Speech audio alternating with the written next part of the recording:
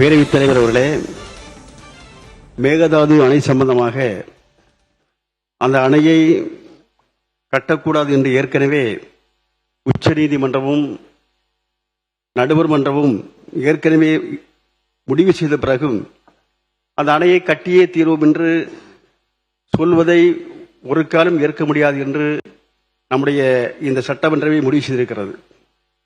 அதே நேரத்தில் நாம் அதை சட்ட ரீதியாக அதை கேட்க வேண்டும், வெல்ல வேண்டும் தவிர அதற்காக சென்று அவர்களோடு மண்டியிட வேண்டிய தேவையில்லை. அது கர்நாடகத்திற்கு மட்டுமுள்ள அணை அல்ல, தமிழகம் உட்பட பல மாநிலங்களுக்கு உட்பட்ட உரிமை உள்ளது.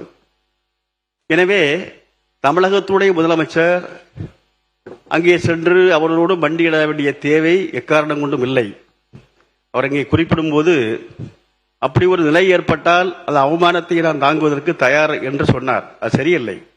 அவருக்கு ஒரு அவமானம் ஏற்பட்டால் நாம் அனைவருக்கும், தமிழக அத்தனை மக்களுக்கும் ஏற்படுகின்ற அவமானமாக நாம் கருத வேண்டும்.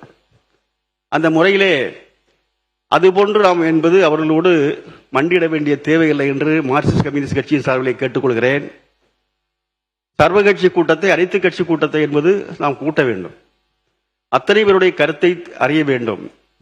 தமிழகத்துடைய அத்தனை மக்களையும் அத்தனை கட்சிகளையும் ஒருங்கிணைத்து இந்த அணை விஷயத்திலே நாம் ஒருமித்த ஒரு நிலைப்பாடை நாம் எடுக்க வேண்டும். நாம் இந்த பகுதி மக்கள் இன்றைக்கு ஒரு குறுவை சாகுபடி செய்ய முடியாமல் வாடுகின்ற விவசாயிகளுக்கு ஒரு குறித்த காலத்திலே உரிய நிவாரணத்தை தேவைப்பட்டால் கூட கொடுத்து இந்த அணைக்காக, இந்த பிரச்சனைக்காக அனைத்து கட்சி கூட்டத்தை உடனடியாக கூட்டுவதுதான் அது சரியான நிலைப்பாடாக இருக்கும் என்று மார்க்சிஸ்ட் கம்யூனிஸ்ட் கட்சியின் சார்பிலே நான் இப்போது கேட்டு அமர்கிறேன்.